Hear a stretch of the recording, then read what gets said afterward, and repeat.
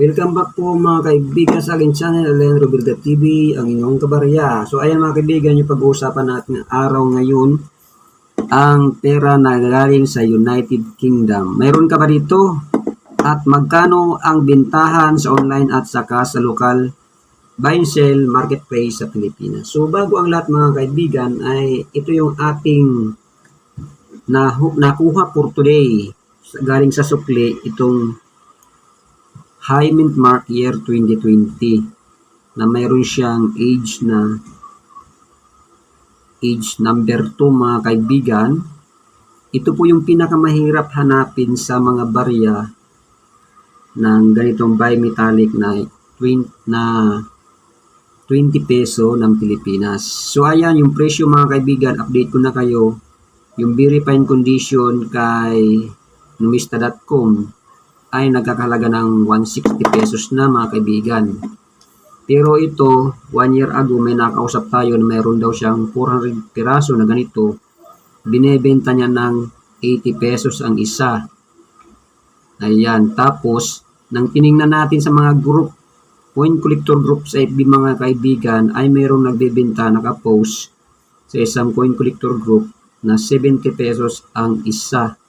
So, ayan mga kaibigan, i-keep nyo lang yung gantong klaseng barya, lalong-lalo na kung uncirculated, brand new, brilliant, uncirculated.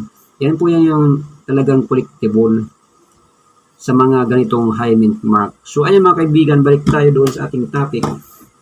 Ito nga po mga kaibigan, ating topic for today. Yan, 1 pound ng United Kingdom coin. Kung mayroon ka nito, maswerte ka kasi ang presyo nito, alam mo ba kay eBay napakamahal ito mga kaibigan. So bali itong baryang ito, makikita mo dyan ang portrait ni Queen Elizabeth II. Iyan po ay second portrait. Mababasa mo sa kanyang likod yung DG Rig FD. Ibig sabihin po niyan ay Queen Elizabeth II, by the grace of God, defender of faith. Ayan mga kaibigan. At yung gilid niya, may nakasulat din dyan. Yeah po ay rated pero merong nakasulat na Dicos 8 Tutamin. Nang ibig sabihin ay ornament and safeguard. Ayan po yung barya at yung sa likod. Yan po yung Royal Arms and its supporters. Mababasa mo din yung 1 pound ng United Kingdom. Bali ang baryang ito mga kaibigan ay hindi silver at hindi gold. 9.5 grams ang bigat.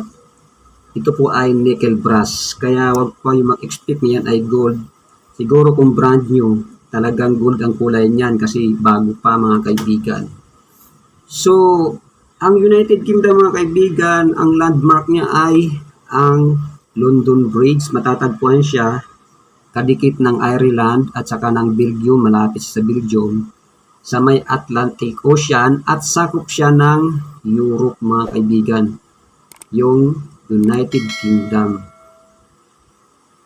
Bali ko ang tatanungin mo sa akin yung presyo nito sa peso. Yung isang ganito ay umabot siya ng 74.6 pesos.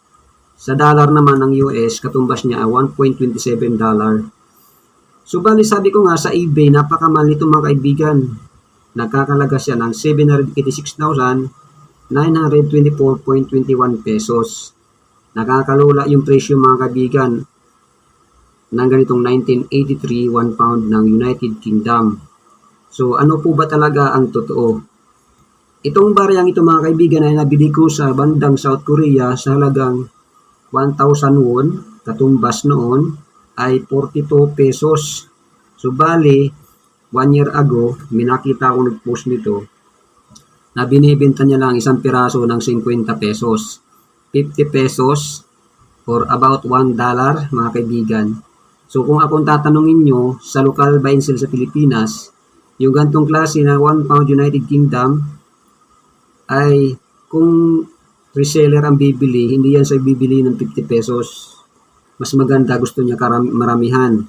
Bilhin niya lang sa iyo yan ng 20 or 25 pesos isa or baka 15 pesos pa. Pero pag pa isa-isa mga kaibigan, pwede po yan sa 30 pesos. Ganito ang condition, good condition, or 50 pesos. Pero pag UNC, yung mga uncirculated na makinang, maganda, makinis, makintab, brand new, yan po ay pwede yan sa 100 pesos pataas.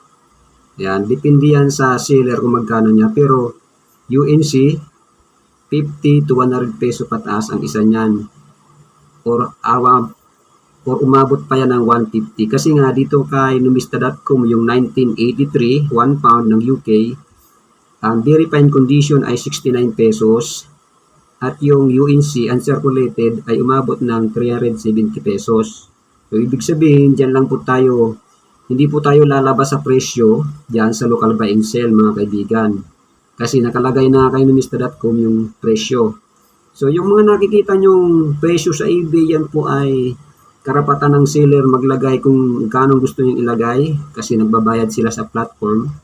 At sa mga vlogger, mga kaibigan, nilalagay nila doon sa vlog, merong naglalagay ng $700 o isa, merong namang pinakamataas at $5 million ang isang ganito, mga kaibigan. So, hindi na po realistic yung presyo.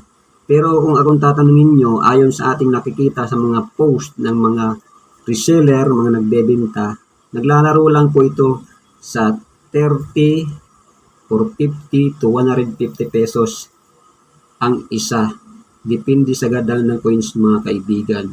So, ayan mga kaibigan, maraming pong salamat sa pamanatili sa ating channel. Sana ay nagkaroon kayo ng idea kung magbibenta kayo ng ganitong klaseng coin para makapagbenta kayo ng accurate price, mga kaibigan. Maraming pong salamat. God bless you all. Bye-bye!